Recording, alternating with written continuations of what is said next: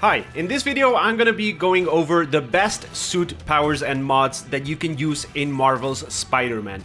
No, not Miles Morales, I've already done a video on that, but the original PS4 game from 2018. I'll also be going over the best moves and combos that you can use to take down enemies extremely fast. I've wanted to make this video for quite a long time because I just love playing this game, and yes, while it might be kind of old at this point as far as YouTube views goes, I bet a lot of people are getting to play this for the first time on their new PS5s, and I remember just how good this build was for my own playthrough, so hopefully this will help a few of you guys out. So here we go, I'm gonna show you one of the most effective builds that you can have in this game. Basically, it all revolves around using your gadgets and filling your focus bar as fast as possible. Some of these gadgets lose their effectiveness as enemies start to use shields and armor that block your webs, but a couple of them are incredibly effective against every enemy in the game. I'll be going over this in detail in just a bit, but first let's take a look at the suit powers and mods that I recommend you use. But first, a quick announcement. If you enjoyed this video, make sure to check out the video I made for Miles Morales going over the best build for that game. And if you like that video as well, then maybe think about subscribing.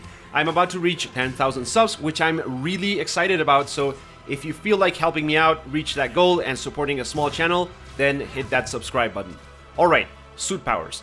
One of the very best ones that you get early on is Web Blossom, which remains highly effective for most of the game. However, once Sable operatives start showing up, Web Blossom kind of loses its effectiveness, so it's not as good for the later parts of the game. Electric Punch, in my opinion, is also one of the best and most reliable ones. Every enemy is susceptible to electric attacks, which will stun them and interrupt their attacks as well as those of the enemies around them, making this a great tool for dealing with dangerous enemies that might be otherwise hard to hit. Quad Damage, Spirit Fire, and Concussion Strike are quite similar to Electric Punch, but not as effective because you still have to deal with enemies with the proper set of basic attacks.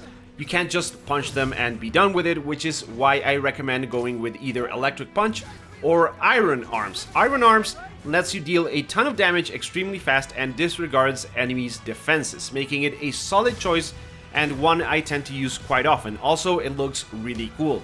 However, leave this one up to personal preference since it's not actually part of the build per se. So now let's take a look at suit mods. As I mentioned earlier, this build revolves around replenishing gadgets and getting lots of focus really fast. You can think of this as a loop. The more gadgets you use, the more focus you get, and the more focus you get, the more you can perform finishers to get even more gadgets. So what do we need to accomplish this spectacular combat loop? Well, first up, Battletech. That's the first part of this equation. Battletech makes it so gadgets generate more focus. This works incredibly well with spider drones and all of the AoE gadgets like Suspension Matrix, Web Blossom, and so on. Just fire a couple of spiders every now and then, as each hit that they land on enemies will generate focus while you keep fighting. Be very generous with the amount of gadgets that you use and you'll find yourself stocked up with focus all the time. Up next we have Scavenger. Finishers generate bonus gadget refills. This is the other side of the loop. Once you've used a couple of gadgets and dealt some damage, you get your focus bar filled up. You then use your finishers, which once you max out the defender skill means you get to do 2 finishers per use of the focus bar. So use your finishers to get your gadgets back. You will still randomly gain gadgets during combat, so this just adds to that process. For the third slot, there's 3 options which all work really well. One is Kinetic Power Cells. This just increases how fast you get focus, which obviously is really good for this build. However, the one I tend to use the most is Webbed Striker, which makes it so web attacks generate more focus. This applies to your Triangle Strike as well, so it's really effective and helps build up your focus even faster.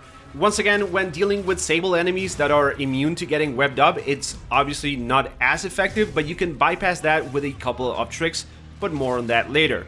So use Web Striker almost always, but switch it up for Kinetic Power Cells if you'll be fighting a lot of the Sable guys. I won't be going over which skills to get because that really depends on where you are in the game and what you want to prioritize at that time, but I do recommend you focus on the Defender tree if you're having trouble with the combat.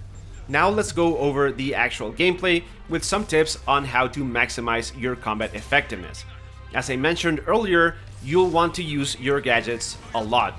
The single most useful gadget in the game is Suspension Matrix. This will lift enemies up in the air and render them completely helpless for a few seconds. Every single enemy in the game is affected by this gadget, with maybe the exception of the flying jetpack dudes, making it the only gadget on which you can always rely to deal some serious damage. After that, I'd argue that Electric Web is a close second. With a single shot, you can chain electrify an entire group of enemies, either by waiting for them to group up or by knocking an electrified enemy onto others. You can do this quite easily by jumping and holding square to perform a swing kick, or hit square then hold triangle to push the enemy away, as well as a variety of other moves. There are a bunch of gadget combos that you should try to keep in mind whenever you're fighting large groups of enemies. The best one by far is using Web Bomb to web up a bunch of them, and then use the Air Blast to push them into walls, which will cause them to stick and disable them immediately. However, once you start getting enemies that are immune to Web Bomb, you can still pull this off by electrocuting them first. Just fire an electric web at someone who can't block it, then drop a Web Bomb and follow up with the Air Blast. As a general rule during combat, try to use your focus for taking down the tougher enemies, like shielded enemies and the guys with the whips. However, I find the number one reason I die in this game is because of those bazooka guys launching guided missiles at you and ranged weapons in general. So as soon as you get locked down by one of those and dodge it, try and find every bazooka dude around and take them out as fast as possible. You can use Impact Web on them most of the time, and yeah, they are also pretty squishy, but I highly recommend that you use whatever you have available to take them out as fast as possible.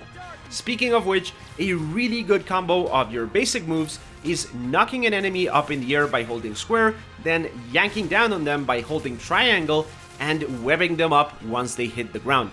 This will stick pretty much every enemy to the floor in 3 or 4 web shots, making it by far one of the fastest and easiest ways of dealing with single enemies. But do keep in mind, you might be leaving yourself open to attacks while doing this. Now, there's a lot to do while fighting with this setup. Switching up gadgets all the time can be kinda tedious for some people, but it's absolutely worth it. Try to remember where you need to push the stick for Electric Web and Suspension Matrix, because those will be your bread and butter, so you'll want to switch to them very often. Always try to keep some drones up, as they will interrupt enemies and keep them from attacking, which is extremely helpful. And they'll keep your focus topped off more easily. If you're fighting a specific set of enemies, you might want to restrict your gadget use to only those that are effective against them, as that will ensure that you get those gadgets back with your finishers and not something else that you might not need. Alright guys, that's gonna be it for this video. If you try this out, let me know what you think about it down in the comment section, and if you have any builds that you'd like to share, please leave them below as well. As always, thank you for watching, and I hope I will catch you in the next one.